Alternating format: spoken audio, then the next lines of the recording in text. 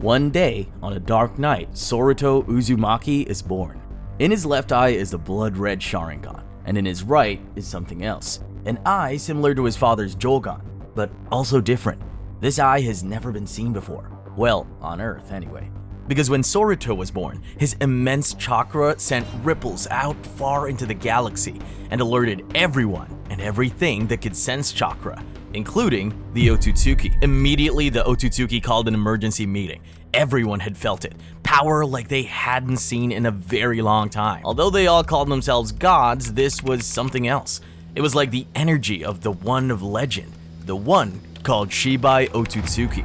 Shibai was a legendary figure to the Otsutsuki, and little was known about him. Very few Otsutsuki alive had met him. He was that old, ancient. There were rumors that after consuming countless planets, he had finally reached a high enough level of existence and ascended to a new realm, one where he didn't even need a physical body. But other rumors say he didn't ascend, and that he was still alive in some far corner of the universe. All they knew for sure was that after thousands of years, Shibai's power had awakened somewhere, and they had to do something about it, especially because of the place where it had appeared, Earth. This little, insignificant planet had been proving bothersome for a long time. Ever since Kaguya and Ishiki had failed to bring back a chakra fruit, it had been nothing but trouble. Since then, they'd been trying to figure out the best way to deal with it. First, they sent Shibai's right-hand man, Jashiki Otsutsuki, to deal with Kaguya, but he, like Shibai, had mysteriously vanished. All they knew was that some strange humans started to worship him. They waited thousands of years for either of them to return, but they never did, so they decided to investigate. The Otsutsuki were shocked to find that Earth hadn't been destroyed and was actually a thriving world, filled with people who used chakra. They were even more surprised when they found an Otsutsuki colony living on the moon, who apparently had some kind of secret mission, one that involved the humans on Earth. They had no idea what was going on. They just knew Kaguya had seriously messed up. So then they decided to send Momoshiki and Kinshiki, but they too had not yet returned. Something wasn't right, and they discussed this in their emergency meeting. There were strange happenings occurring on this planet, and they needed to find out what was going on. One of the high-ranking members suggested they launch an all-out invasion. He wanted to send in their troops and crush the planet once and for all. Many agreed, but others argued against it. They didn't know how powerful the inhabitants of Earth had become. They knew some of them had Otsutsuki-level abilities and had defeated some of their most powerful members. They also had no idea why Shibai's presence was there. What was he up to? So instead, they decided to spy on the planet and watch from a distance. This meant they quickly found out that the source of the overwhelming energy was coming from a young boy. They also learned that this boy was a descendant of Kaguya and the grandchild of two of Earth's most powerful beings. No wonder Otsutsuki powers were awakening all over this planet. After much arguing and discussing, they finally came to an agreement. They would capture this boy called Soruto, because to them, this boy was more like an Otsutsuki than a human, and his place was with them. Or, at the very least, they'd rip his eye out clean from the socket and reclaim his Jogan. They theorized that his unique bloodline was likely why he and his father had awakened the Jogan, but Soruto had the potential to be even more powerful. A plan was made, and soon they were going to invade the Earth with a mission to capture Soruto. But first, Soruto would grow into a young man, and his powers would start going wild. After Soruto's birth and the Otsutsuki meeting, 8 years went by. Although it was almost no time for the Otsutsuki, it was enough time for Soruto to grow into a young boy. He had just started in the ninja academy and was looking forward to becoming a fully fledged ninja, just like his parents and their parents had been. However, he had a serious problem. His strange eyes frightened the other children, and as a result, he was bullied. On one occasion, a group of bullies outright confronted him. Class had just ended, and one of the braver ones cornered Soruto, demanding to see him shoot lasers out of his eyes. At first, Soruto tried to explain that although he was born with a visible Sharingan and Jogan, he couldn't use them at will. But Soruto knew better than to respond and tried to leave, but they didn't let him. Soon, he found himself fighting the group's leader, blocking and dodging his strikes with ease. But before anyone could get hurt, the bell rang. However, the bullies were not done. After class, the same one cornered him again, but this time, Soruto fought back.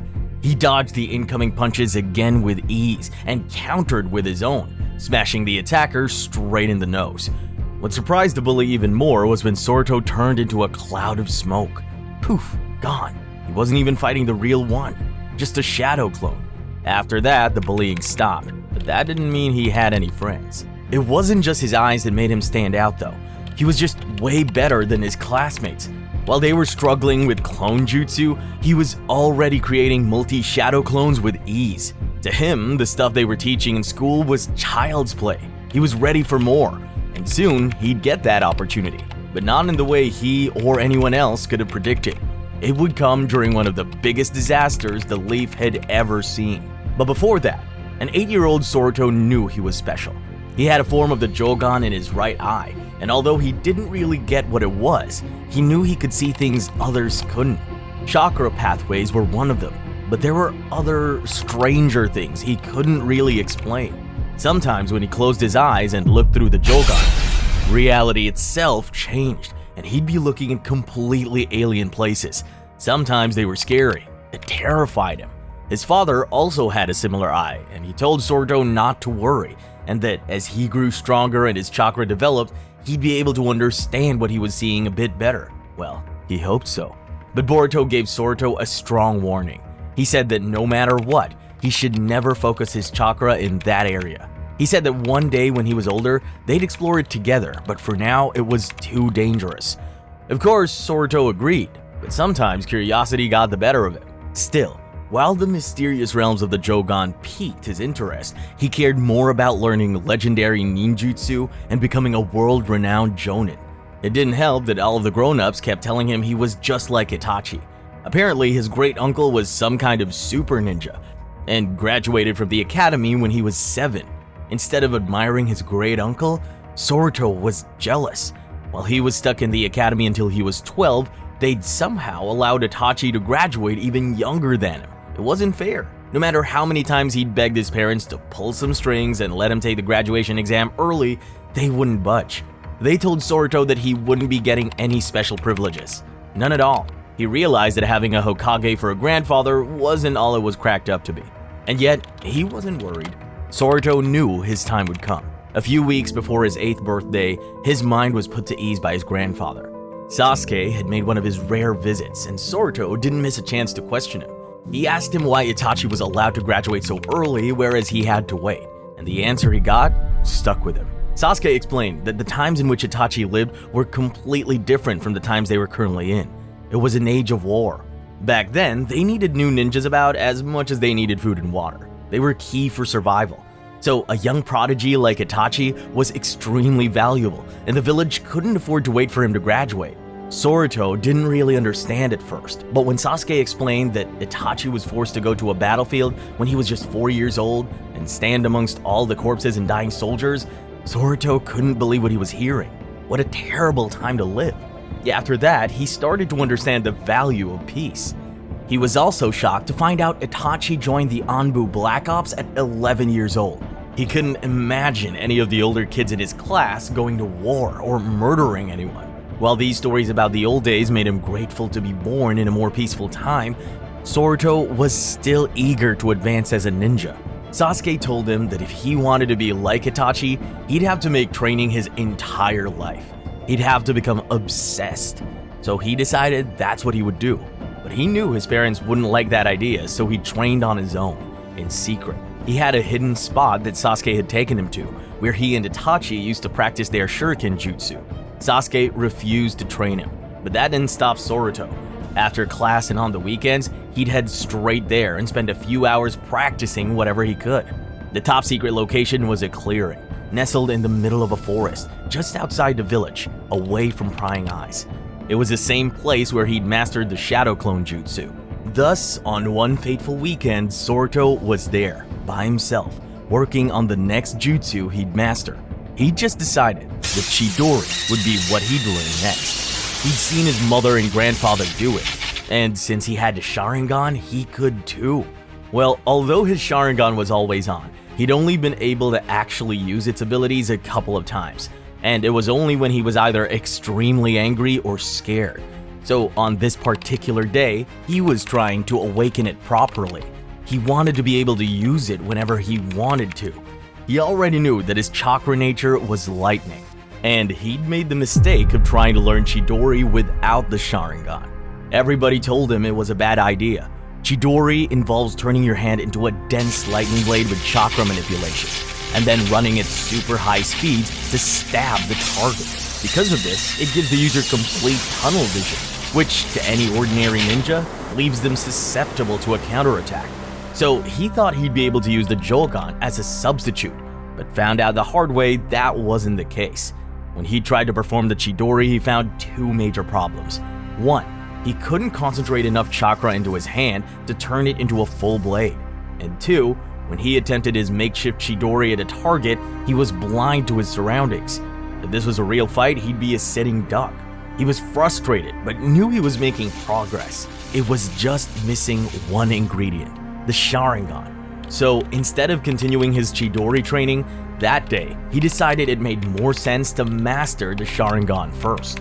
It was the early afternoon when he sat down and started focusing chakra onto his eyes. It was already hard to do, but made even harder because he had to avoid sending chakra to his right eye, the Jogan, and solely focus on his left Sharingan eye. Hours went by, and nothing really seemed to be happening, until he started to feel a sensation behind his eyes. It was like a pulse. He'd felt it before. He knew it was the Sharingan.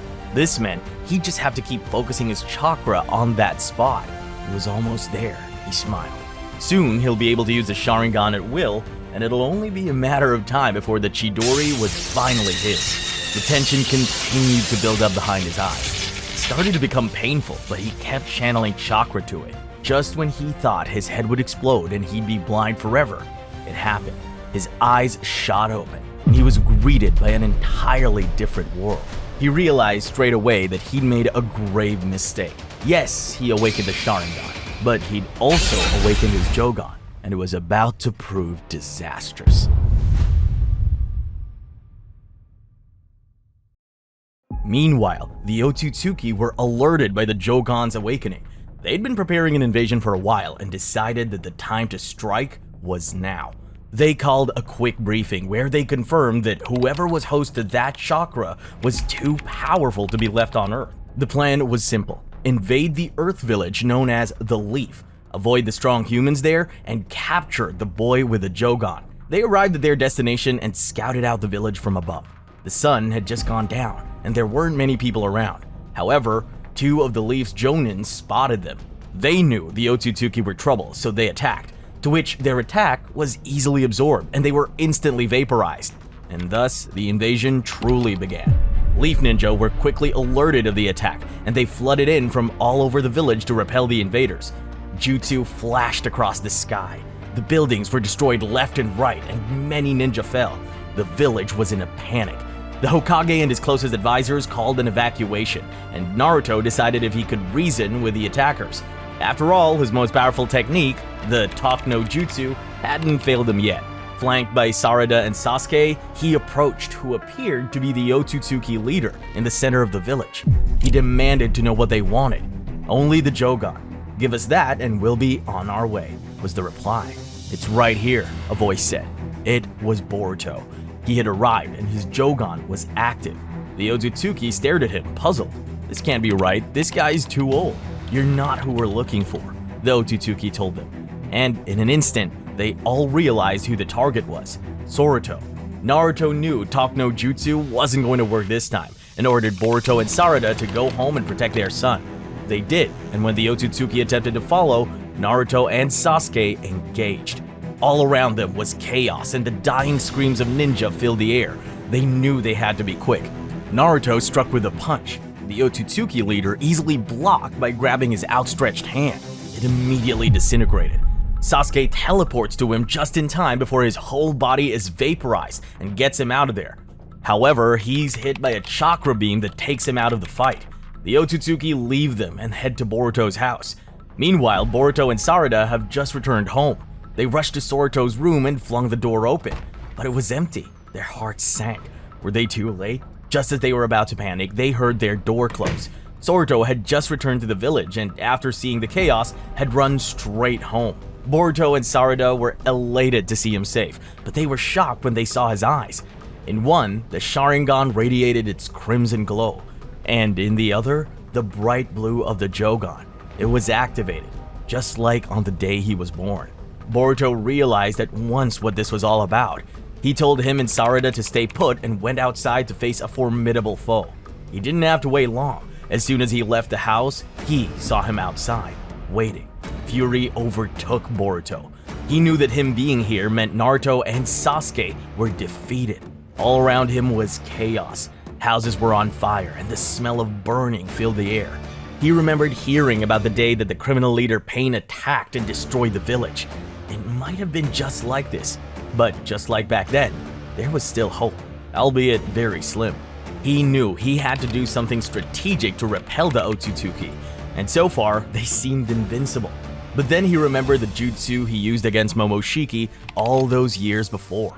Memories of that day flashed into his mind and he launched it. The Vanishing Rasengan.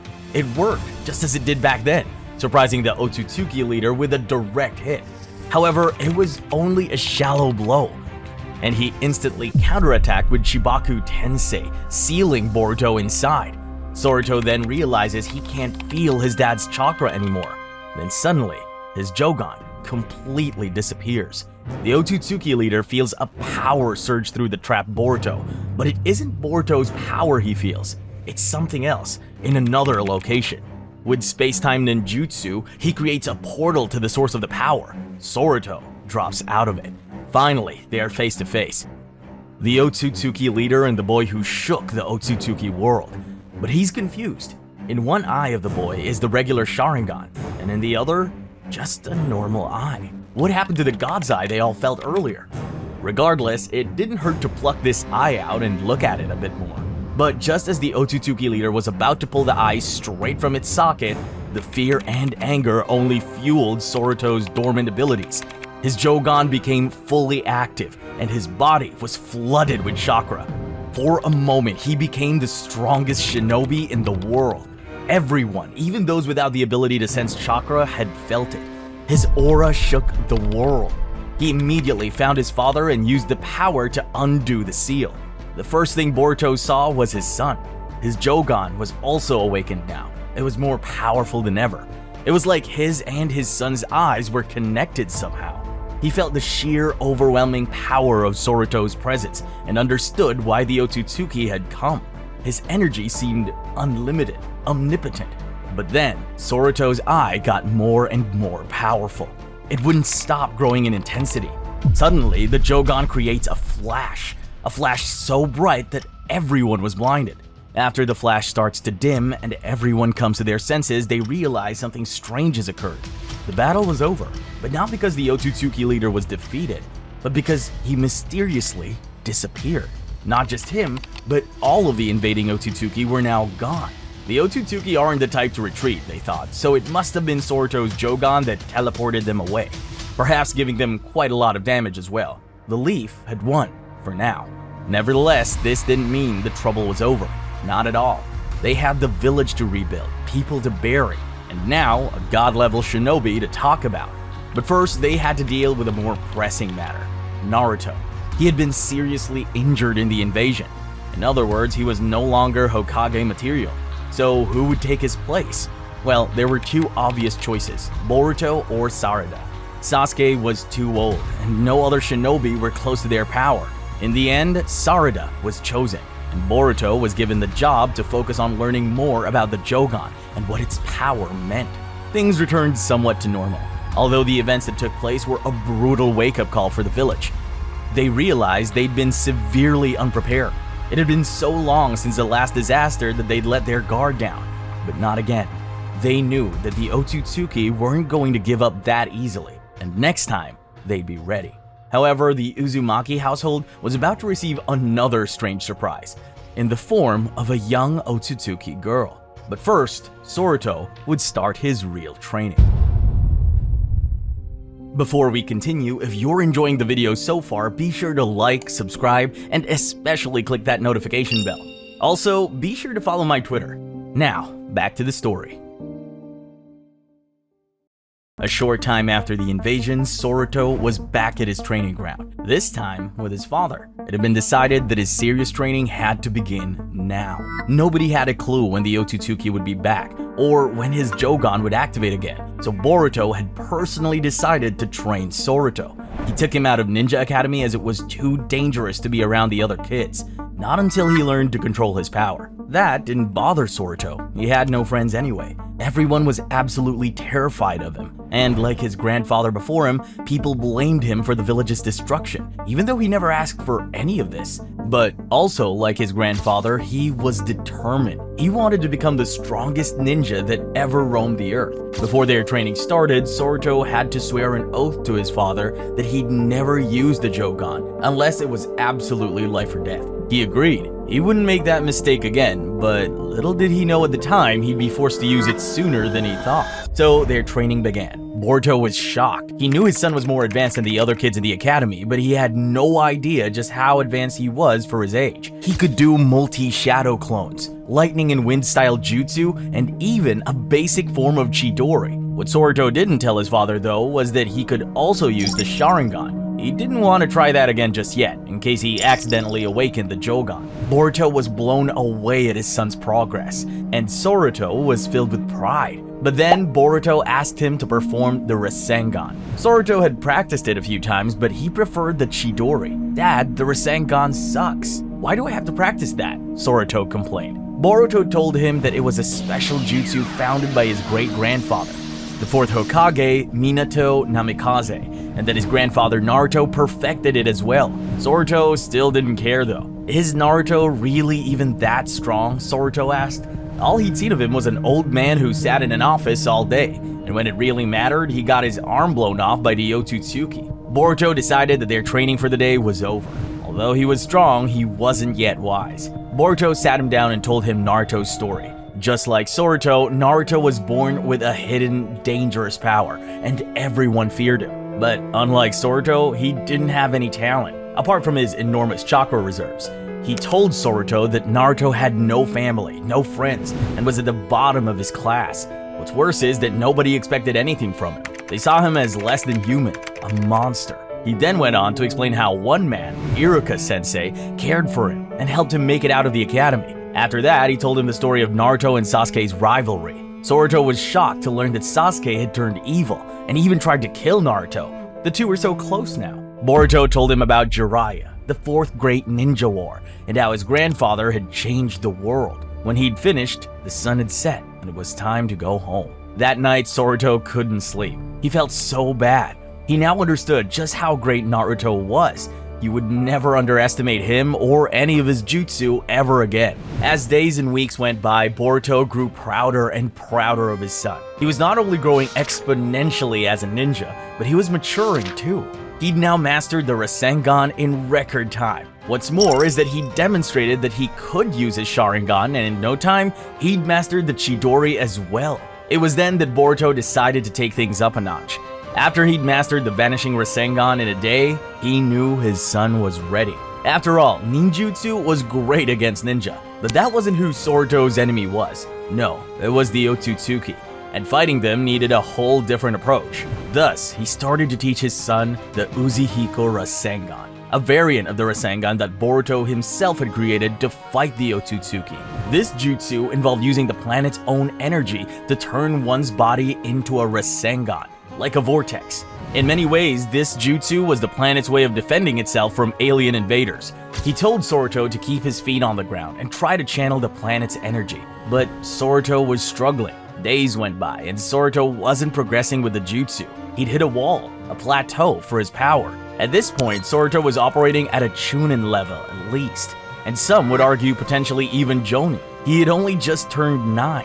One afternoon, while Soruto was focusing on trying to use the Uzihiko Rasengan, Boruto and Momoshiki had a conversation. Ever since their battle years before, the defeated Otsutsuki was living inside his body through a seal called karma. However, the two had become allies and friends since then, and Momoshiki was always advising Boruto on the best way to deal with the Otsutsuki. It was him who proposed teaching Soruto the Uzihiko. Boruto was shocked though, as on this particular day, Momoshiki proposed that Soruto practice the Jogan. His argument was that he'd have to sooner or later, and he was obviously ready. Hence, when Soruto was called over and told the news, he was ecstatic. He was sure if he could use the power boost given to him by the Jogan, he'd easily master the Uzihiko. So he started focusing his chakra into this eye, and this time he didn't hold anything back. It awakened immediately. And again, when he opened his eyes, he saw an entirely different world. Where he was certainly not Earth. There were no trees, no grass, not even a sky.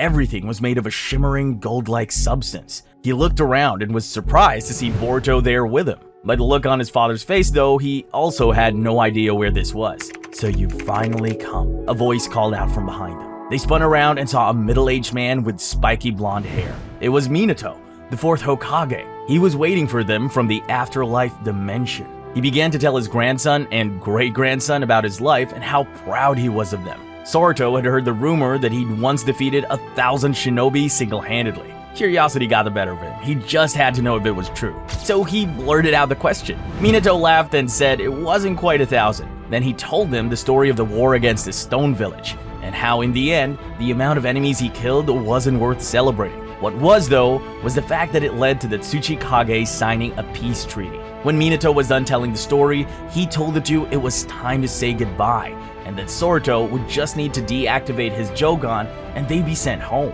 When they got back, they both had a lot to think about.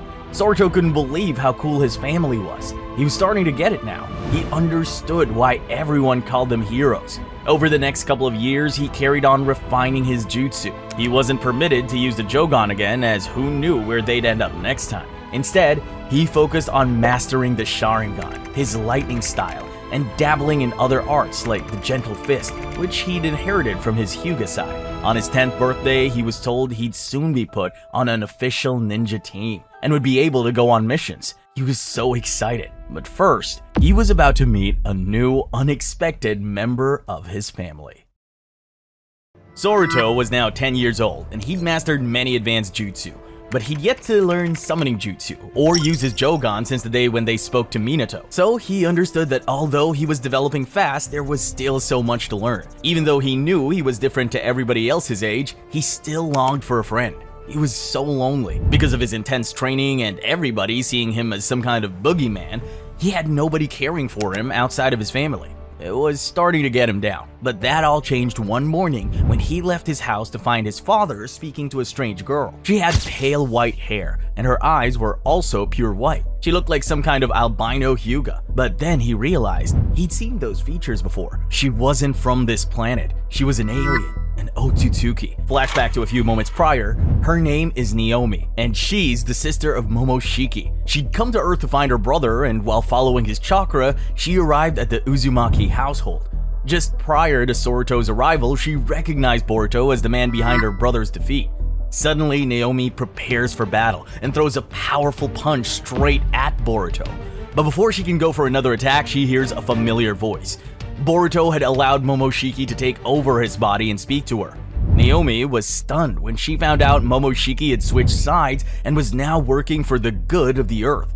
But when he explained that many of the humans on Earth were actually their long-distant cousins due to being descendants of Kaguya, it started to make sense. However, she had bad news for them. The Otsutsuki were planning another, bigger invasion. Boruto and Momoshiki weren't too surprised. After all, they'd been expecting it. Momoshiki demanded that his sister go back to the Otsutsuki and tell them to call off the invasion. He was their previous leader, so they should listen to him. She agreed and gave her brother a big hug. And that was when Soruto walked out. He couldn't believe what he was seeing. His father was hugging some random girl who appeared to be the enemy. Had he joined the Otsutsuki? Was he cheating on Sarada? Confused thoughts flooded Soruto's mind. Boruto, realizing what Soruto was probably thinking, told him she was just one of his students he hadn't seen for a while. That kind of explained it, but Soruto wasn't an idiot. However, Naomi instantly became focused on him. She was fascinated by his eyes, one of Sharingan and the other of God's Eye. She knew this must be the boy who the other Otsutsuki were were after. Now she knew why. Boruto told Soruto to go back inside and that he'd explain everything to him later.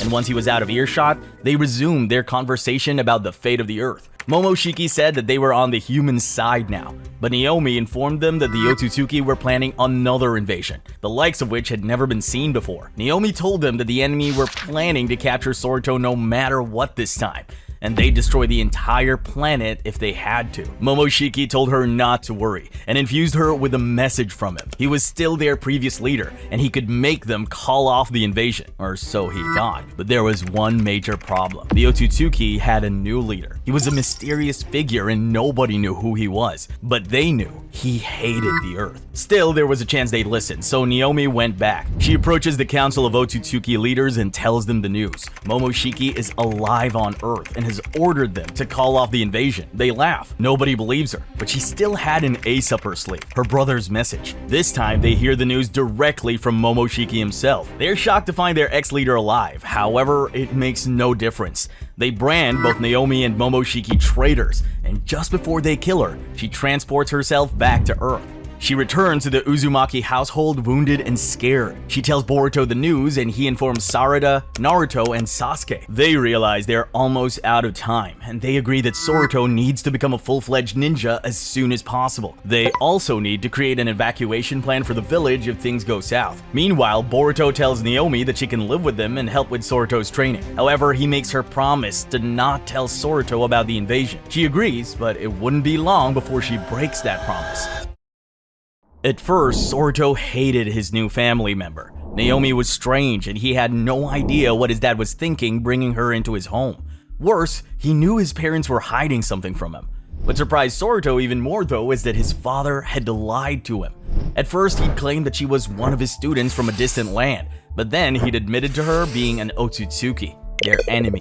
He didn't get it. It annoyed him even more that his parents expected him to treat her like a sister. Soruto was an only child and he quickly grew envious of her. Her being around the house was bad enough, but then his father started bringing her to training sessions. That was the final straw. It wasn't her being there that was a problem. It was that whenever she was, Momoshiki would take control of his father and lead the training sessions. He was mean, he was impatient, and criticized everything Soruto did. Everyone else, including his father, did nothing but praise him, but now he had these two strangers mocking his skills. They kept mentioning how long it had been since he'd learned any new jutsu, and to make matters worse, Naomi was constantly beating him in sparring matches. Her Byakugan was powerful, and she was just so fast. She used a strange form of gentle fist, and although they were even when it came to ninjutsu, that gave her an edge. One day, after getting beaten particularly badly by her while Momoshiki mocked him, he decided enough was enough. He left. He ran away at full speed. He wanted to get as far away from them all as possible. Eventually, he arrived at a quiet part of the forest and sat alone in silence. Although furious with his father for letting these Otsutsuki into their lives, the more he pondered it, the more it started to make sense.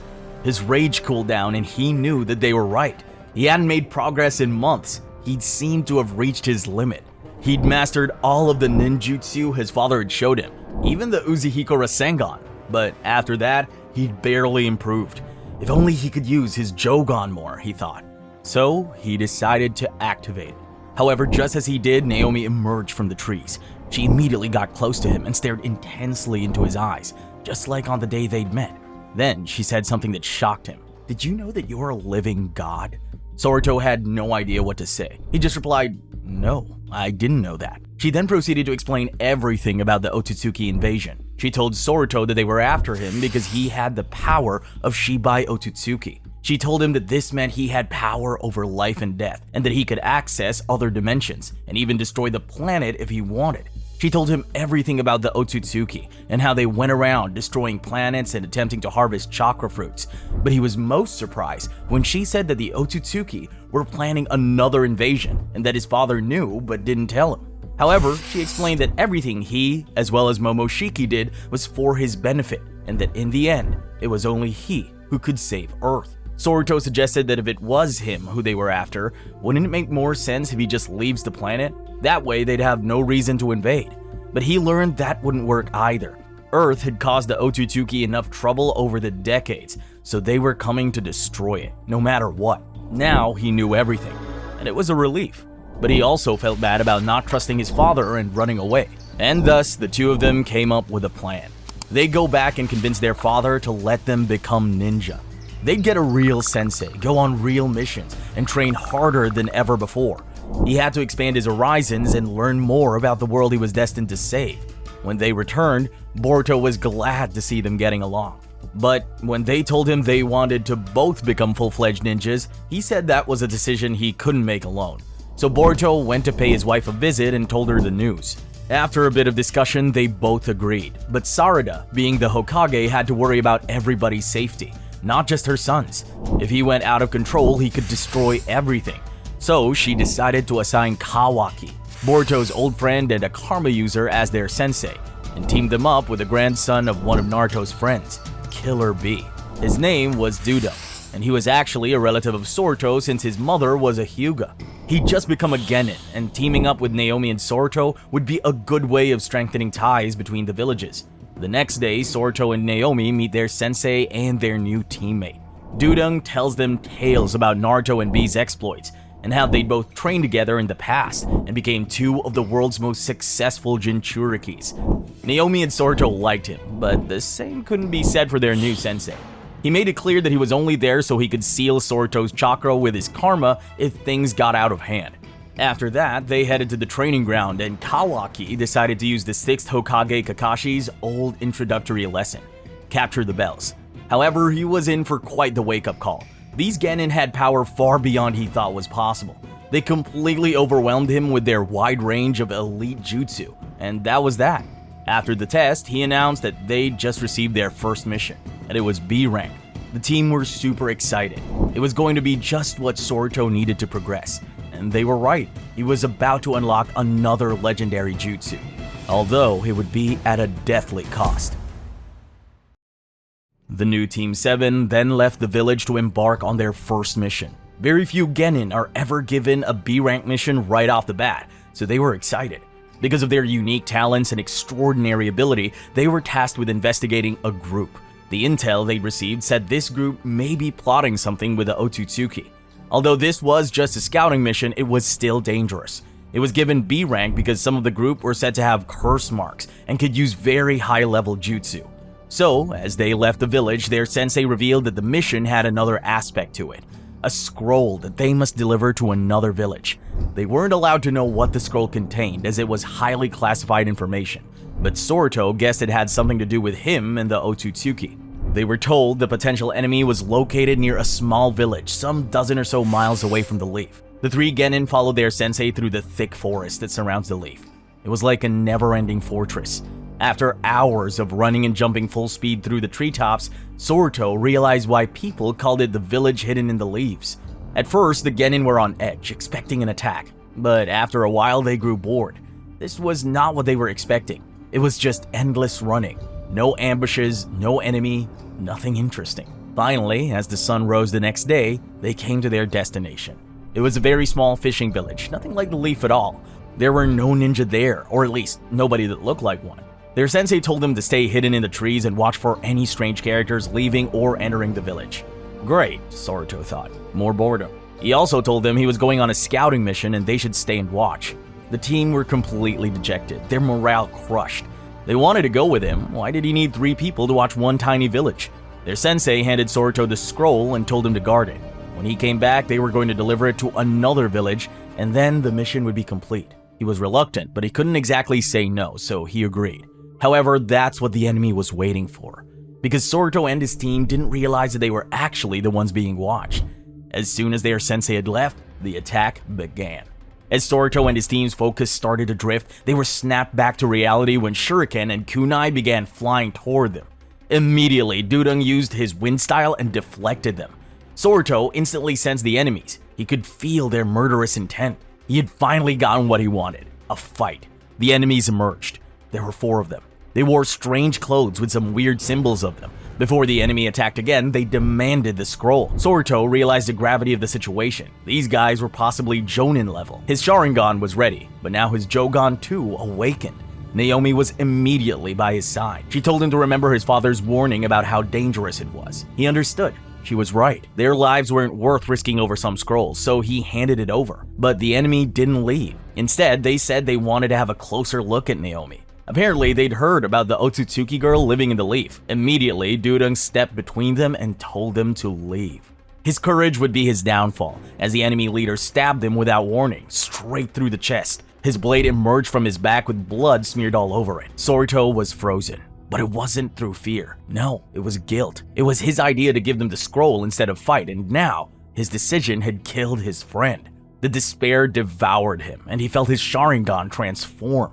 It became the Mangekyo. As Naomi did her best to heal her friend's wounds, a calm washed over Soruto, and he attacked. A part of him was angry, but inside, another dark part of him was delighted to try out his new ability. He immediately attacked the first aggressor and hit him with a giant Rasengan before finishing him off with a kunai through the stomach. The others were stunned, including Naomi. He had just killed a man for the first time. Now, with blood dripping from his blade, Soruto used Amaterasu on 2 more of his adversaries. They tried to dodge it, but it was too late. The black flames devoured them like a hungry beast, and after a few horrific screams, they were reduced to ash. That left one enemy, the same one that had stabbed Soruto's teammate.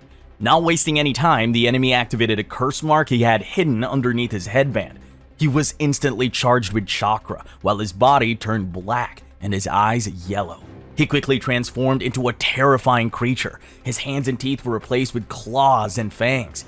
He was no longer human. Soruto had heard stories about curse marks, but seeing one in action sent chills down his spine. The beast screamed and attacked Soruto, flinging him backwards. The beast was strong, probably even stronger than he was, even with the Mangekyo Sharingan. Still, he had to try. Naomi needed him, and he had to avenge his comrade. He channeled his chakra into his palm and struck with a Chidori. It was his first time ever using the ability against a real person, although this thing was arguably no longer one. The two clashed in midair as Soruto was flung back again, crashing into the ground. He failed.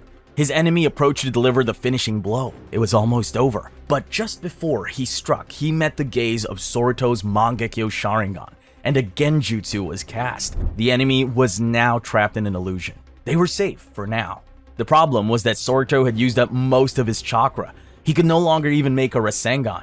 He also couldn't hold the enemy in the Genjutsu for much longer, so there was only one option left: the Jogan. He released the Genjutsu and activated his other eye. It shone bright blue. At first, his attacker was happy to be out of the illusion and believed Soruto had run out of chakra until he saw what he held in his hand. It was an entirely brand new jutsu, like a Rasengan, but different. It swirled more rapidly. It had a range of colors and it grew larger and larger. It got so big that Soruto began to lose control. In a panic, he launched it at his enemy and instantly vaporized him. But the jutsu didn't stop and it kept getting bigger. It was about to destroy everything in its path, including his friends and maybe even the entire forest. Meanwhile, his sensei had seen the bright lights of the battle and felt huge chakra presences. When he saw the giant rainbow ball about to devastate the forest, he leaped in front of it and absorbed it with his karma. He grabbed Soruto just as Soruto began to pass out.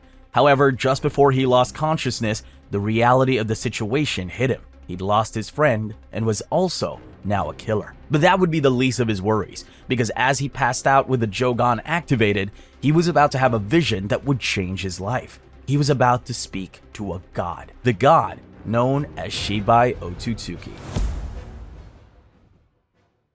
When Soruto opened his eyes, he was greeted by stars, planets, and galaxies. He was no longer on Earth. He was floating in space. Confused and tired, he had no idea what was going on. But then he heard a voice. It said, "I brought you here." He turned around and then he saw it. A gigantic planet-sized face. It was black with white lines running through it. It was certainly not human. Still, there was something about it that was familiar. Its eyes. They were the same as Soruto's right eye. He introduced himself as Shibai Otsutsuki. He revealed that Soruto being born with his power was his plan all along. He said that Soruto's Jogan was actually his third eye, and he wanted him to use it for a specific purpose. That purpose was to destroy the power-hungry, and as he said that, Soruto's mind flooded with visions of Otsutsuki members. One of them he recognized. It was the one who led the invasion. Before Soruto even had a chance to wrap his mind around everything, his vision blurred and he awoke. He was no longer floating in a distant galaxy. He was in a bed, a hospital bed. Standing over him was his Aunt Himawari. It was right then that Soruto remembered everything. His friend being stabbed, him killing the attackers, and then almost destroying everyone. Soruto was paralyzed with shame. Then tears started flowing. The realization struck him that the people were right. He was a monster. At that time, Sasuke arrived. He saw the state Soruto was in and knew now was the time to tell him something important. He told Soruto to come with him out of the hospital and into the forest. It was now time to tell him the truth about his great uncle. Using his Sharingan, Sasuke allowed Soruto to see his past. He saw Sasuke and Itachi training as kids. It was a bright day and they looked happy and cheerful. Then the vision went dark, and he saw Sasuke's parents lying dead on the ground with Itachi standing over him. Sasuke then showed Soruto the moment when Itachi infiltrated the village and attacked him, telling him to grow stronger and come and fight him. After that, Soruto saw his fight with Naruto, how it led to him leaving the village, and his subsequent time spent with Orochimaru. He saw how strong Sasuke grew, but also how bitter and resentful. Following that, he saw where it all changed, when Sasuke finally found Itachi and engaged him in their final battle. He saw Sasuke kill his own brother, but then the twist. It turned out that everything Itachi did was for the good of Sasuke and the village. In the end, Itachi was a true hero. Soruto was speechless and immediately snapped out of his despair. So this is what it meant to be a shinobi. To protect the ones you love, sometimes drastic measures must be taken. It was a valuable lesson. Meanwhile, the Hokage as well as Kawaki were discussing the incident. They wanted to know who these attackers were, where they came from, and what they wanted. However, after Soruto's devastating assault, all that was left of them was an arm and a curse mark Kawaki had managed to draw. They didn't have much to go by. Hence, Sarada ordered him to carry on investigating this cult. His mission was to try and find out what he could as quickly as possible. Time was running out and the village needed to prepare. But the problem was, they knew almost nothing about the enemy. But now, Soruto, empowered by Sasuke's wisdom, had a plan of his own. But what Soruto didn't know was that this plan would bring him close to his own death. The sun was setting over the mountains when Soruto met up with Naomi. Although it had only been a few days since the incident, Soruto had changed. His aura was stronger, more intense. Naomi let Soruto know that luckily Dudong had survived, though just barely. He was relieved, but still his enemies remained after him. He doubted they were resting, so neither would he. And thus Soruto would put his ego aside and ask Naomi to help train him, to reveal to him everything she knew about the Otsutsuki and their powers to help him reach their level. She agreed, and a new phase of his training began. It was back to the training ground, and this time, Boruto again took over his preparation. From here on out, he needed to be trained by people who had gone face to face with the Otsutsuki. Boruto, as well as Naomi, proceeded to teach him everything they knew, and with his renewed enthusiasm, Soruto grew even stronger. But on one particular day, Boruto decided it was time he learned a signature jutsu, the summoning jutsu. It hadn't seemed that important before, but with his unique chakra, there was a chance he could summon something truly powerful. Maybe a beast so strong that it could hold its own against the Otsutsuki. However, for some reason, no matter how hard Soruto tried, he couldn't do it. The most Soruto could manage was a baby snake with wings. After days of trying, they were stuck. So Boruto enlisted the help of Naruto. Naruto said he knew what the problem was. Since they were only training and everything was safe, Soruto was too relaxed as he was in no real danger. Naruto told them not to fear, he had the perfect remedy. Before anyone could protest, he grabbed Soruto and launched him into a nearby abyss, the same one Master Jiraiya had thrown him into all those decades ago. As Soruto plummeted through the darkness, a wave of terror washed over him.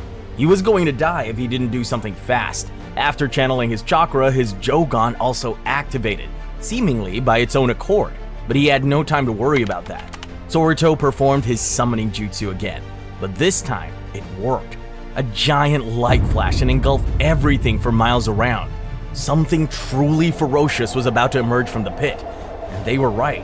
The beast exploded into the sky. It had a large head with razor-like horns, a long winding neck, a wide body covered with shining scales. It was a dragon. Nobody even knew these things existed, and somehow Soruto had summoned one. His father and grandfather could only watch in awe. Soruto, though, was impressed by his new companion. That was until it started to speak. It said, "If you want to get stronger, come with me." And before Soruto even had a chance to respond, they vanished. Poof. Soruto had no idea where they'd ended up. It was a strange land, but unlike his Jogan visions, he believed this place was on Earth. But when he looked closer, he wasn't so sure. This new place was surrounded by mountains, but he noticed above them hung a purple sky. There was also a figure there, and he certainly wasn't human. He introduced himself as the Dragon Sage and claimed he'd teach Soruto Senjutsu, the way of the sages. Soruto was skeptical at first. He'd heard of sage mode, but it didn't sound that strong. But then the sage picked up a massive boulder with his bare hands, and since Soruto could see chakra, he saw that this act used none. It was no ninjutsu, it was something else. And thus, Soruto committed to this new, strange art. However, before he was allowed to begin, his new master issued a dire warning. He told Soruto that many of those who had tried to use Sage Mode in the past have failed and turned to stone. That was the risk, but Soruto wasn't afraid. At first, he struggled with it, and days went by with little progress. He started to worry, not just about him turning to stone, but he worried about his family and the village. They would have no idea where he was. They probably thought he had been abducted by the Otsutsuki or something. Whilst deep in thought about his family, his friends, and his future, he felt the sage standing in front of him. He told Soruto that the reason he was struggling was because of his overactive mind. And to master this jutsu, it had to become still. It was harder than it sounded, and Soruto couldn't stop the flood of thoughts from entering. He'd been so busy with training and becoming strong that he'd failed to address his fears and anxieties about what lies ahead. However, he decided that could all wait. He needed to master Senjutsu, so he slowed down his breath and his mind shortly followed. He felt weightless and lost track of space and time. It was a bizarre but pleasant experience. He was used to feeling his body fill up with intense, powerful energy when he performed ninjutsu, but this was the opposite. It was then that he realized he'd succeeded. He'd activated Sage Mode. He opened his eyes and they'd changed. His Sharingan was now blue. He had the eyes of a sage. He picked up the boulder with ease, using no chakra at all. The test was passed and he could start his journey as a Dragon Sage. But although there was still so much more of this new art to learn and discover, there was no time for that. He needed to return home.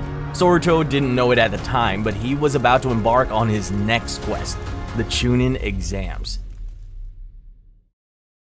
For Boruto and Sarada, the last week was a nightmare. They had sent out dozens of shinobi all over the world to look for their son. Boruto thought it was likely he'd done a reverse summon and ended up in whatever realm the dragon belonged to. But with the Jogan and the Otsutsuki situation, he couldn't be sure. So when Soruto strolled through the front door one day, they were happy, confused, and very, very angry. Soruto told them not to worry as he showed off his new Sage Mode, but they're not impressed, especially his mother. Later that day, Soruto is with Naomi, telling her about his experiences, saying he can't wait to begin the next step of his ninjutsu training. Since he'd mastered Sage Mode so quickly, he's sure Sasuke would be impressed and finally teach him how to do the Amaterasu better. That was when Naomi flashed a large piece of paper. It looked important, and it was. The paper was an invitation to the Chunin exams, but Soruto was confused. He thought the Chunin exams required a 3-man team, and their teammate had quit being a ninja after the incident. Apparently, the village was going to let them compete as a 2-person squad since they were more powerful than regular genin. And there was another catch. They were not allowed to use any advanced jutsu. Naomi could use none of her Otsutsuki powers, and Soruto was banned from using the Mangekyo Sharingan or his Jogan. It made sense. Maybe with these restrictions, the exam could even be a challenge. The next day, they awoke early and left their home, making their way to the exam venue. However, on their way, they were stopped by an unfamiliar shinobi. He was a boy with black hair and menacing eyes. Soruto immediately noticed his headband. He wasn't from the Leaf. He was from the Sand Village. The outsider cornered Soruto and activated a jutsu he'd never seen before. Golden sand rose and transformed into an arm, pinning Soruto to the wall. The outsider was the grandson of the legendary 5th Kazekage, Gaara, and he told Soruto that he couldn't wait to fight him. He left, but Soruto sensed his bloodlust. He was dangerous. During the confrontation, his Jogan had activated, and Naomi was concerned. She reminded him that it was forbidden, and he told her not to worry. He could control it now. After that, the two of them flew through the exams.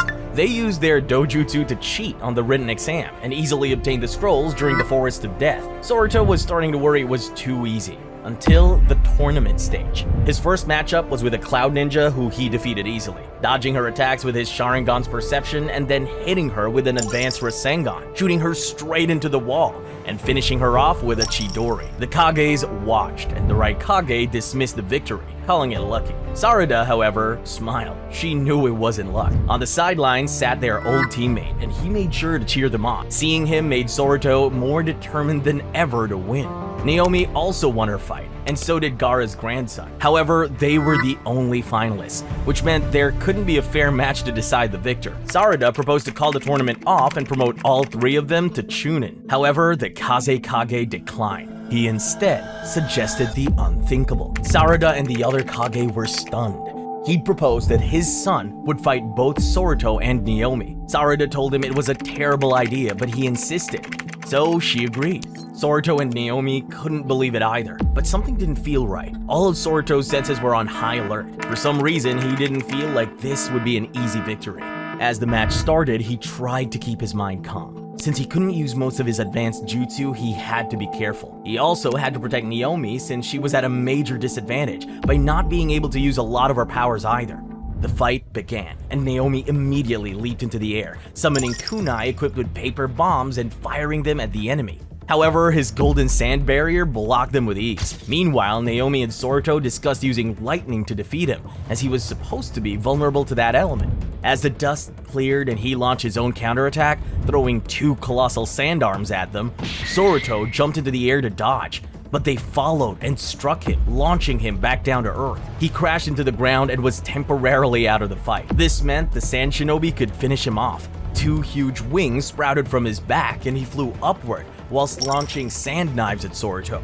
Soruto was incapacitated. He could only watch as the deadly shards got closer and closer. After everything, how did he let himself be defeated so easily? But just before they struck, Naomi jumped in between him and the incoming missiles, blocking them with her own body. Soruto watched as she was brutally impaled by the spikes. She was now out of the fight. He was furious. Now back on his feet, he prepared a Chidori. He infused it with as much of his chakra as possible, and it turned a shade of purple. Meanwhile, his enemy grew a giant sand spike and charged Soruto with it. Soruto also charged, and the two of them met.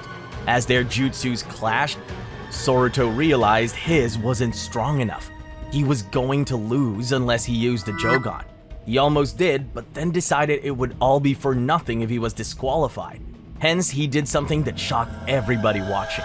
Suddenly, Soruto punches through the sand spike and wins the clash, sending the sand shinobi into the wall, unconscious. As Soruto lands, everybody sees it. Sage mode. Soon after, he was now a Chunin. But the next chapter of his journey was going to take an unexpected turn, one that would involve another legendary jutsu created by the 4th Hokage. In the days after the Chunin exams, Soruto was ecstatic. However, that didn't last long. His joy turned to misery when he realized there wasn't much left for him to do. He was bored of training, and since the world, for now, was for the most part peaceful, there weren't any important missions to go on. It was a pretty dull time to be a ninja. And thus, one day, out of sheer boredom, Soruto started rummaging through old stuff in his house. Most of it was junk, old toys, dusty clothes, and antiques his parents gathered over the years. But then he found something interesting. A box. The box itself was ordinary, but it was the name written on it that got his attention. Minato Namikaze, his great-grandfather. He slowly opened its lid and inside found a special 3-pronged kunai. his great-grandfather's weapon of choice. Soruto recalled his conversation with Minato and also stories that Naruto had told about him, particularly him being the fastest shinobi ever. That was something that Soruto hadn't yet achieved. The thought of that title was very enticing. He also realized that there was a seal on the kunai. It must be the secret to the flying Raijin. Soruto just couldn't resist, and so he decided to embark on a new solo mission to steal Minato's sacred scroll and learn the secrets of his jutsu. The sacred scrolls were stored in a secure part of the village, but Soruto was sure he could break in, and he did pretty easily. After snatching the scroll, he stealthily crept into the forest and found his old training ground to begin his practice. Meanwhile, the theft had just been discovered and someone had seen Soruto lurking nearby. They rushed and told Kawaki that one of his students had stolen the scroll. Although shocked and furious, he knew exactly who it was. His sensei found him very quickly. He'd barely managed to spend an hour with the scroll. Upon his arrival, he demanded Soruto return it, but he refused. He hadn't yet learned all he wanted to from it. Soruto ran, and his sensei gave chase. But an hour was enough time for Soruto to get the basics down, and he could now teleport short distances using the flying Raijin. This meant his sensei had no chance of catching him. After he vanished like smoke, Kawaki searched the trees, trying to figure out where he went. All of a sudden, a kunai flew out of the darkness, and before he could react, Soruto had teleported behind him. The kunai was his grandfather's, and he now held it at his sensei's neck. He warned him to leave him alone while he mastered the technique and then disappeared once again. This time, Soruto found a new place to train, but when he set Minato's box and scroll down onto the floor, he noticed something. The box had a secret compartment underneath. When he opened it, he was greeted by a mysterious boomerang-shaped kunai. He'd never seen anything like it before. He practiced with it and quickly improved at the flying Raijin. Shortly after, though, he was distracted by his training when he realized the sun was rising.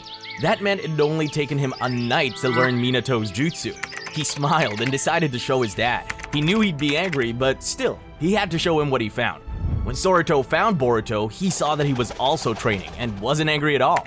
In fact, he hadn't even heard about the burglary. It was Soruto's lucky day, not just because his father was unaware of his crimes, but because his father was practicing with his Jogan. Boruto was also in a good mood, so decided to show Soruto a few tricks with the Jogan and how it could be used to improve and sharpen up his shuriken jutsu. Boruto was impressed by Soruto's new weapon, and at how quickly he learned the flying Raijin. But then it struck him. His son was close to surpassing him, and with all of his new jutsus, many of which Boruto himself couldn't use, maybe he already had. At that point, Boruto decided their training session was over, and he headed home. He needed to call a new meeting to discuss Soruto's growth and his future. He left, but Soruto was only just getting started. Since his dad had given him the green light to practice with the Jogan, he wasn't going to miss an opportunity to try it out. He spent the remainder of the day practicing. After a few hours, he decided to ramp things up. With the extra boost that the Jogan gave him, he decided to infuse his new weapon with its chakra. He then threw it, but that was a mistake, a serious one. Adding his Jogan boosted chakra to it had turned it into a super weapon. It spun off into the forest out of his control and then exploded. The blast was like a nuclear bomb, and it decimated the entire forest and everything around it. The explosion would have been heard for hundreds of miles, but luckily, it was a secluded part of the forest, and it was unlikely anybody was hurt. The sun was now setting again, and Soruto decided it was a good idea to head home and face the wrath of his mother. However, what greeted him when he returned was much, much worse. While Soruto made his way home, Naomi was also returning home. She'd been out looking for Soruto but was unable to find him. By the time she returned to the village, it was nighttime and the streets were empty, deserted. She could sense something wasn't right, but she put it down to the explosion she heard earlier in the day. She had a feeling it was related to Soruto. He was probably learning a new jutsu, so the last thing she expected was to be attacked. Out of nowhere, chakra ropes wrapped around her wrists. She was being abducted. She tried to cut them, but they were too strong. Looking around, she saw one of her attackers. He had a large hood on, and his face was mostly hidden. Then, he took her. When Soruto finally returned home, his parents were worried. Nobody had seen Naomi. Since she was usually well-behaved and came home early, it was strange. So they sent Soruto out to look for her. Reluctantly, he went looking for her. He wandered the streets near his home and thought it was pointless and she was fine, until he noticed something on the ground, a torn piece of her clothes. He didn't know what it meant, but it was a bad sign. Thus, he activated his Jogan to see things more clearly. He noticed a faint trail of chakra and decided to follow it. At the same time, he summoned a shadow clone and told it to call for help. They were under attack. With the full moon above him, he ran at full speed. Meanwhile, Naomi was bound and being escorted by multiple cloaked figures. She had no idea who they were or where they were taking her. Although she was bound, she could still summon spikes, as it was one of her powers, so she decided to leave a trail for Soruto. He was relieved when he saw it. At least it meant she was alive, and likely close. He was right. They were closer than he thought. Shortly after he started following the trail, he saw them. He launched himself at the kidnappers, but they disappeared. Then they reappeared, and he saw Naomi, but as soon as he moved towards her, again she vanished. He realized they were toying with him. Before he could think of a plan, a single figure emerged and demanded that they fight. Soruto accepted. The enemy removed his cloak, revealing orange hair and some kind of weird black blindfold. Soruto knew he had to finish him fast. Through his Jogan, he could see the enemy's blood-red menacing chakra. It was powerful, but with his Jogan active, Soruto knew he was stronger. The enemy launched some kind of fire-style jutsu at him, and Soruto countered with his own lightning style. Their attacks clashed. For a moment, they looked equally matched, but Soruto continued channeling his extra-potent chakra. Because of the added power of the Jogan, it quickly overwhelmed the attacker. One down, but that was just the start. Soruto continued after the kidnappers, but they had set traps for him. His foot snagged on a wire and a huge explosion followed, engulfing him. He barely managed to escape the blast when another enemy materialized in front of him. They appeared to come through some kind of portal. The enemy looked normal enough until the wind blew and brushed aside a strand of hair that was covering her left eye. It was a yellow and snake-like eye. She had a dojutsu of her own. The strange dojutsu had a star-shaped pupil. Soruto had never seen or heard of anything like it. All he knew was that these weren't any ordinary enemies. His attacker's eye flashed, and portals like the one she entered through surrounded Soruto. His enemy then launched her assault, using the portals to consequently strike Soruto at light speed. However, despite the incoming barrage, Soruto recovered and launched an attack of his own. His newfound speed combined with the raw power he developed completely overwhelmed the enemy. Another down, and he carried on the pursuit. Soon, Soruto came to a large boulder laying in the middle of a small clearing. There, he saw her. Naomi tied up in front of the boulder with a hooded figure sitting on top of it while holding a rope attached to her as if she was on a leash. It infuriated Soruto, and he approached the final boss. The hooded man removed his mask, revealing a young shinobi with fiery orange hair. But just like the others, he too had a dojutsu. Both of his eyes were bright blue, and within them, Soruto noticed the shape of a crescent moon. He had no idea what to expect, which is why it was so effective. As soon as their eyes met, Soruto's reality turned on its head. Genjutsu. The world around him turned gray and started to morph. His initial reaction was to use his Sharingan to escape, but it didn't work. This jutsu somehow countered his Sharingan. So he tried to use his Mangekyo, but that failed too. Just as the panic started to set in, he felt something weird in his hand. He looked down and saw it had transformed into a grotesque, distorted version of his own face. Now he was not only trapped, but terrified. Outside of the Genjutsu, Naomi watched as Soruto's face turned pale. She didn't know what he was going through, but she knew it was bad. Meanwhile, Soruto desperately thought of a way out of the Genjutsu. He knew pain could be used to break it, but since he was paralyzed, he had no way of inflicting a wound against himself. Sheer terror rose within him. He felt hopeless. But just before it consumed him, he thought of an idea. He had just switched from Sharingan to Mangekyo Sharingan, which meant he still had some control over his eyes. In a last-ditch effort to escape, he turned his Sharingan and Jogan off completely. It worked. The Genjutsu he was in was specifically designed to trap dojutsu users. Now, all he had to do was fight without them. Soruto also noticed he was now blind in his left eye. He hoped that was only temporary, but he had no time to worry, as his enemy was attacking. Using a lightning sword, his foe struck, but all of Soruto's training kicked in, and he easily dodged it. He wasn't sure if he could defeat the enemy in the condition he was in, so using his flying Raijin teleportation technique, he teleported to Naomi, grabbed her, and fled. Once they were safely away, Soruto stopped and stared down at Naomi, who was still in his arms. She noticed his eyes. One was blank, blind. The other was blue. It was the first time she'd seen his normal eye color. She told him it was even more beautiful than the Jogan. It was the toughest fight in Soruto's life, but he'd pulled through just by the skin of his teeth. It was still night, so he and Naomi decided to rest and return to the village in the morning. Soruto hadn't slept for days, and the effects of his continuous training and the battle he just had took its toll. He couldn't wait to get back to the village and rest up, but unfortunately for him, that wasn't going to happen. He'd soon find out that a new, even more powerful enemy waited for him back at the village. While Soruto was recovering, the Otsutsuki launched their attack. Ever since the last invasion, they were preparing for this day, and they were finally ready. However, unlike the time before, they used a different strategy. Only one Otsutsuki would go, but he had a trick up his sleeve. As the sun rose, he arrived. Immediately, the Leaf Surveillance Division sensed him and alerted Boruto and the others. The Otsutsuki flew through the sky over the village, trying to sense Soruto, but he couldn't. He guessed he was hiding, so he decided to launch an attack. If he destroyed the entire village, Soruto would have nowhere to hide. But as he charged up his attack, Boruto appeared and struck him. The Otsutsuki barely flinched, as this was all part of his plan. The two of them squared off, and Momoshiki warned Boruto that this wasn't somebody he recognized. What also worried them was his eye. It was like the Rinnegan, but green. They had no idea what it meant. While they tried to make sense of his eye, they didn't realize that he dropped some sort of device into the village. A device specifically designed to isolate Boruto and Soruto, making them easier to defeat. Thus, while Soruto rested at home, he felt a shift in his reality. It was a weird sensation, and without his dojutsu, he couldn't properly analyze what was happening. However, Boruto understood.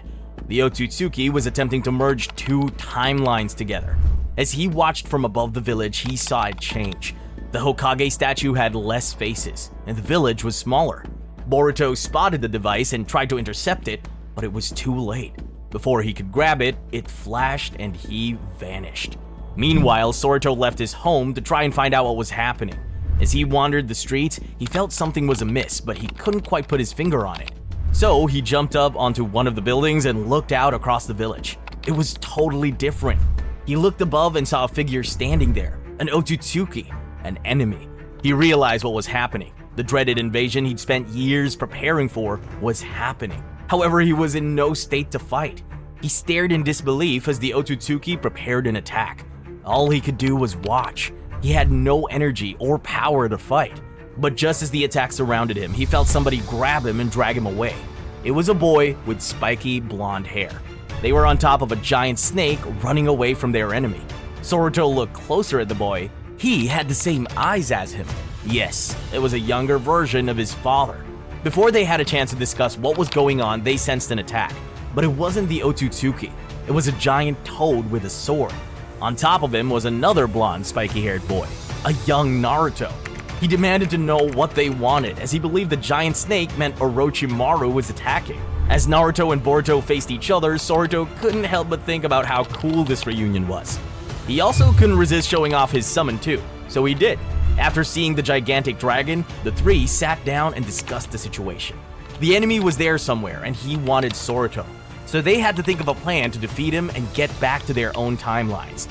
They decided to plant some traps and wait in the forest for his arrival, so using Soruto as bait, they prepared. It didn't take long. The Otsutsuki arrived, and using his Byakugan, he saw Soruto waiting amongst the trees. Using his space manipulation, he dragged Soruto toward him and impaled him with a spike. But it was just a clone. The battle had begun, and out of nowhere, Boruto emerged, striking the enemy from behind with a Rasengan. Simultaneously, Naruto also struck with a Rasengan from the front. It should have worked, but the enemy's jutsu repelled all attacks, and they were flung away. Soruto was watching all of this from a hiding place nearby. As he was the target, the plan was for him to remain hidden, but seeing his dad and granddad's bodies on the ground spurred him into action. He jumped out and revealed himself to the enemy. He did his best to defend against the Otsutsuki's rapid strikes, but he was too quick, and Soruto was too fatigued to fight back. In no time, he was thrown into the dirt next to his father and grandfather. His enemy stood above him and stared into his eyes, but something was wrong. These weren't the eyes he was looking for. They were the eyes of a normal human. You see, ever since Soruto's last fight with the people who kidnapped Naomi, his dojutsu had stopped working. He'd intentionally disabled them to escape the genjutsu, and now he had just regular eyes. But the Otsutsuki had not come all this way to return empty-handed. So he plunged his hand through Soruto's chest and pumped him full of chakra. It worked.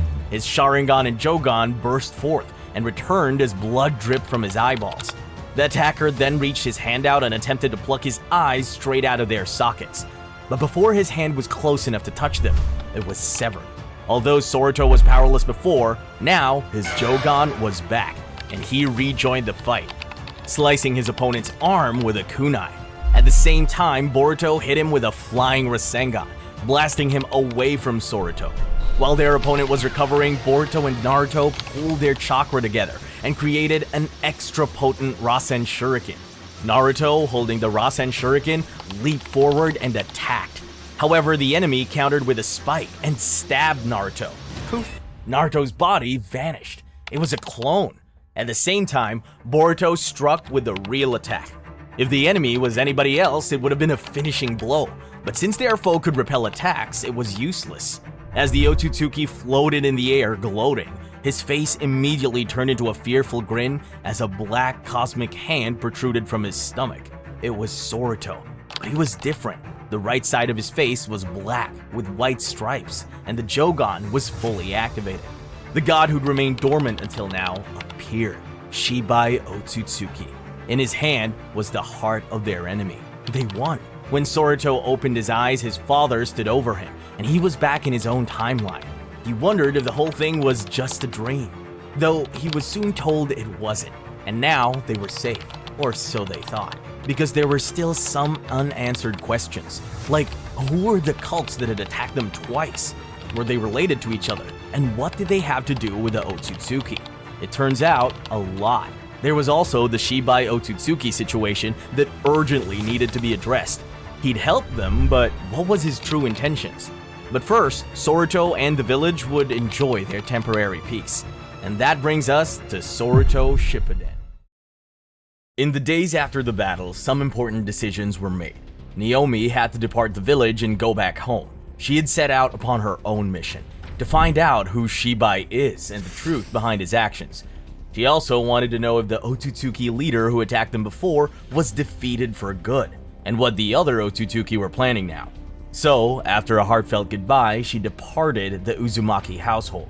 Naomi leaving was the first major change in Soruto's life, but it wasn't the only one. His sensei, Kawaki, was the next to go. Sometime before the battle, he fell in love with Soruto's aunt, Himawari, and they were about to have a baby. So Soruto spends his days back with his family and eagerly awaits Naomi and his sensei's return. However, little does he know, something serious is happening behind the scenes. Once Naruto found out his daughter Himawari was pregnant and Kawaki was the dad, he called a meeting with the heads of the village. Due to Himawari's unique chakra inherited from her parents, combined with Kawaki's dojutsu, the Kokugan, that he inherited from Ishiki Otsutsuki, nobody knew how this baby would turn out. As it lacked the Uchiha blood of Soruto, it probably won't be as powerful as him, but it was still dangerous, and thus Naruto orders Himawari to go into hiding. They will have the baby in secret, with strict guards. Meanwhile, Boruto returns from an S-rank mission where he'd been investigating the cult that attacked Soruto. He finds out they have some obsession with dojutsu. As there is another potential dojutsu user on the way, Sarada decides that Kawaki and Boruto should both go and investigate. Kawaki protests. Why should he have to leave his pregnant wife?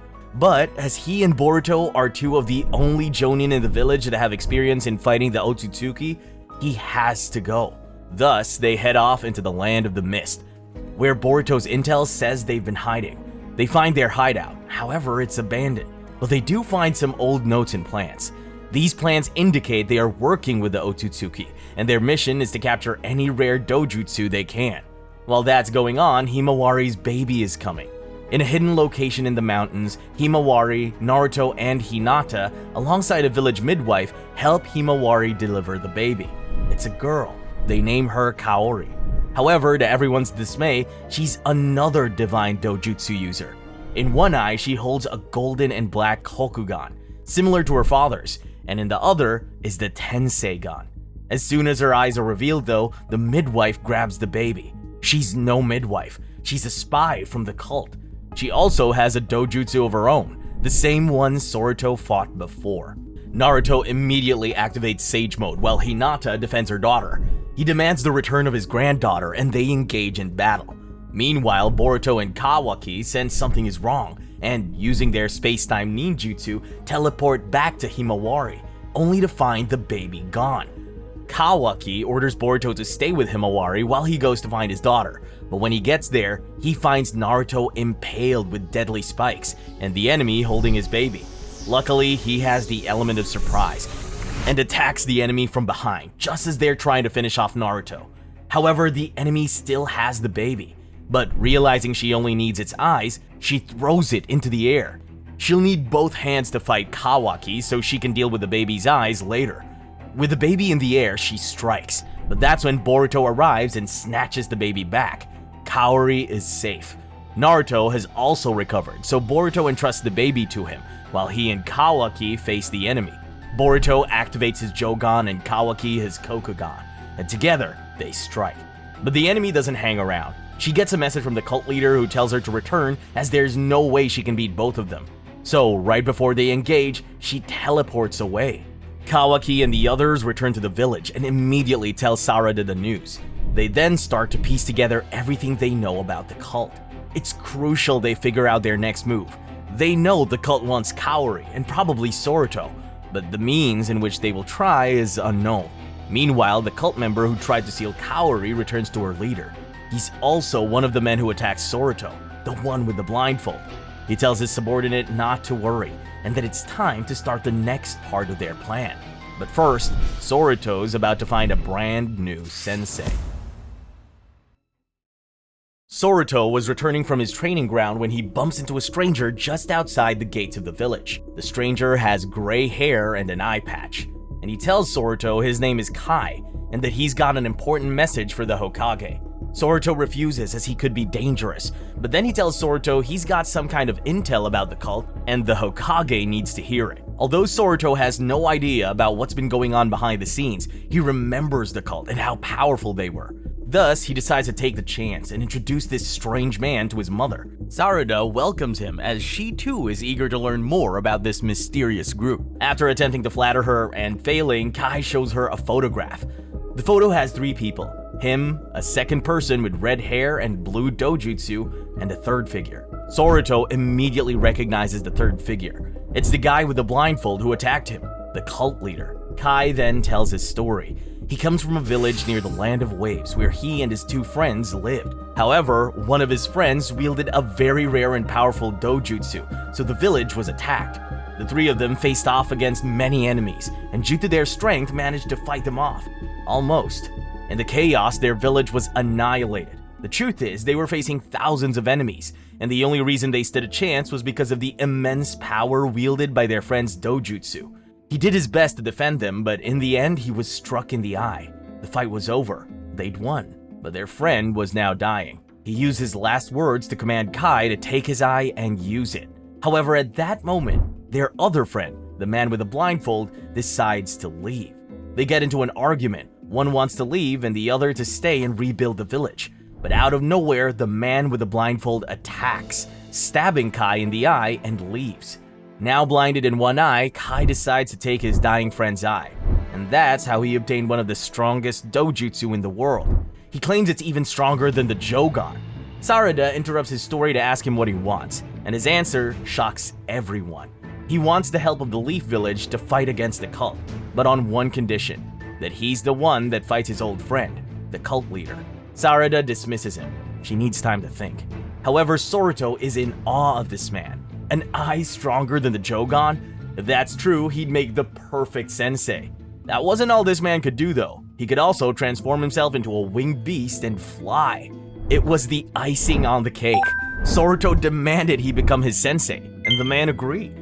He tells Soruto that the jutsu that gives him wings is a version of Sage Mode where you turn into the beast.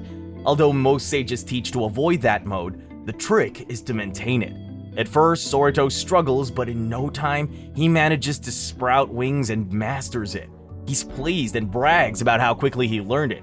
However, his new sensei suggests there's still a lot more to learn. Out of the blue, he tells Soruto to attack him and brings out a bell. Soruto understands the assignment. The battle begins and his sensei disappears. Soruto immediately climbs a tree to get a better vantage point. His sensei, viewing him from even higher, is impressed, but sees an opening and attacks. However, that itself was a trap set by Soruto. His sensei's attack lands, but strikes a clone. Soruto then counters with Chidori, but his sensei escapes. Suddenly, his sensei calls an end to the battle. He stands still and tells Soruto to hit him with his strongest attack. Reluctant but not one to back down, Soruto agrees. He loads up an extra powerful Chidori and attacks.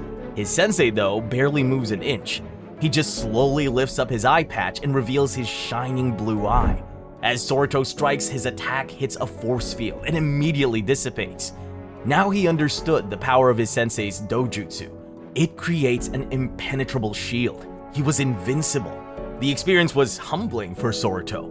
He'd finally found somebody stronger than him. That was enough for one day, and he headed home.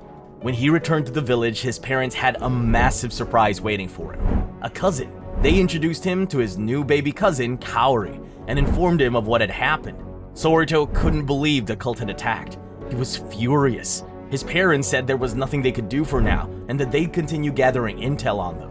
Since his sensei knew them better than anyone, he decided to commit as long as it took to learning from him. As his sensei wasn't a leaf shinobi, he wasn't allowed to stay in the village, so Soruto moved into the forest with him and for the next few years, trained harder than he ever had before. But only time would tell if it would be enough for what waited for him next. Some years had passed and they'd received no more signs of the cult making its move. Not a peep. Soruto had continued his training and was now 15 years old and was one of the strongest shinobi in the village. His only rivals now were his father, Kawaki, and his new sensei. And despite his intense training and increased mastery of his Jogan, he still couldn't get that bell. However, on this day, his sensei abruptly declared that he was leaving and had no idea when he'd return. Soruto was surprised, but thought better than to question him. However, little did he know, he'd never see his sensei again. Kai was tired of waiting for the cult to reappear, and recently he'd stumbled upon intel about their location. Enough was enough. It was time to end this. So he took to the skies and made his way to their hideout. He would engage the man with the blindfold once and for all. But his enemy had only grown stronger since the last time and had strange new powers. And thus, Kai was unfortunately killed in the battle. Soruto never learned about his whereabouts, but in the coming days, a strange butterfly landed on his shoulder. It possessed the same chakra as his sensei. He tried to deny it, but deep down, he knew what that meant. After that, Soruto was aimless. He was now back without a sensei, and didn't know what to do.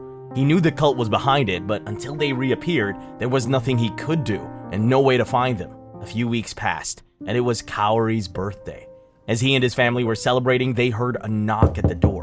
To their surprise, it was Naomi. She'd returned. They were delighted to see her and spent the night sharing stories and getting each other up to date with all that had happened. The next day, Soruto took his cousin to the training ground. She loved watching him train, but out of nowhere, Naomi showed up. She didn't like Soruto's cousin, not one bit. Although she was slightly jealous of her, that wasn't the only reason. It was her eyes. The Kokugan she recognized belonged to another legendary Otsutsuki, Ishiki. Although she knew she inherited it from her father, she didn't trust its power. As Naomi attempted to interrogate the young girl, Soruto sensed something. He immediately threw a kunai and it stuck a tree. But it wasn't the tree he was aiming for. It was a bug. He sensed strange chakra coming from the bug. They were being spied on. Naomi, using her Byakugan, managed to find the invader. But when she did, terror struck. It was one of the people that kidnapped her years before. The man with the blindfold. Soruto also recognized him, and since he'd defeated him previously, was confident that he could take him a second time. The masked man attacked and bound Soruto in his jutsu. But Soruto used his Amaterasu to burn it away and escape. He readied an attack with his signature move, the multicolored Rasengan. However, before he could launch it, he passed out. He'd been poisoned before the match had even begun. As the enemy approached, Naomi stood in his way, but it wasn't her that would save them. it was actually Kaori. Seemingly by itself, her Kokugan activated and summoned 3 massive black and purple blocks. Nobody had seen anything like it. They must have been from another dimension. Before he could react, the masked man was crushed by them, and Kaori passed out. This meant they could escape, and Naomi grabbed her body as well as Soruto's and retreated. However, just before she left the scene, she noticed a strand of their enemy's cloth and decided to take it. It might have clues about who he was. Once Soruto and Kaori were safe, she immediately returned to Sarada and told her what happened, and showed her the cloth. Although just a piece of cloth, it held the missing key, the truth behind the cult. After analyzing it, they found it had the same chakra as the Otsutsuki leader who attacked all those years ago. They had defeated him, but it looks like he wasn't done with them. He appeared to have hired these humans and promised them power in return for capturing the dojutsu. It all made sense. But what's more is that Naomi now knew who he was. While she was away, she tracked down their enemy. It was her brother's rival. His name was Diablo Otsutsuki.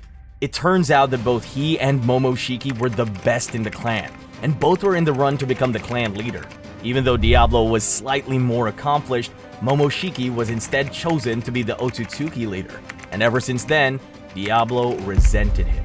She found out that ever since, he'd been growing more and more power hungry, and on a trip to Earth years ago to find Momoshiki, Diablo realized the Otsutsuki powers were awakening all over this planet. All along, he'd known about Boruto's Jogan and Kawaki's Kokugan, and had been hiring and training humans to retrieve them. He'd also manufactured dojutsu of his own and had given them, as well as curse marks to the cult members. That's why they were so powerful. He was at the root of it all. Diablo's mission was at first all about reclaiming the Otsutsuki powers and finishing the job of destroying Earth. However, once Soruto was born and Shibai's power was once again awakened, that all changed. He now wanted that power to himself. When Soruto woke up from the hospital, he learns of all of this, and it's decided they will need to defeat Diablo once and for all this time. Until then, nobody is safe. However, Naomi begs them to give Diablo a chance at redemption. She believes her and Momoshiki will be able to persuade him, especially since all of his previous attempts at capturing the Jogan have failed. And so she sends him a message, urging him to come to Earth to discuss peace. On a cloudy night, a few days later, he arrives. But peace is the last thing on his mind. Naomi pleads with him, and Momoshiki points out his foolishness, highlighting the fact that he'd been defeated already. But Diablo's dignity, combined with his disdain for humans, proves impossible to reason with. And so, "I'll get the Jogan or die trying," was Diablo's response. With that, their final battle had begun. Diablo stood alone against Soruto, Naomi, and Boruto. The Hokage, however, is informed of the evil that has been detected. She rushes to the battlefield. Now together, Boruto and Sarada combine their powers and create 2 massive Susanos. Boruto's Jogan power is able to mimic one, as Sarada is here. Diablo battles both of them. First, he takes on Boruto, dodging a sword slice, and then directly kicking him out of his Susanoo. Then he takes on Sarada, dodging punch after punch and making easy work of her Susanoo as well. Just like he did last time, Diablo again seals Boruto in Chibaku Tensei, but this time Soruto's ready for it. He activates his Jogan and dismantles it instantly. Now free, Boruto makes a remark about how strong Soruto has become, and says, "Let's beat him together." While they begin combining their chakra for one final catastrophic attack, Naomi distracts Diablo. They engage in a back and forth, using aerial taijutsu, but Diablo is much stronger. Naomi won't last long. As she struggles against her clan's leader, Boruto and Soruto begin creating a Super Rasengan. Soruto uses all of his chakra, including the dormant Shibai Otsutsuki's power, and Boruto and Momoshiki do the same. The result is the strongest Rasengan ever. Naomi jumps out of the way and Soruto launches it at Diablo.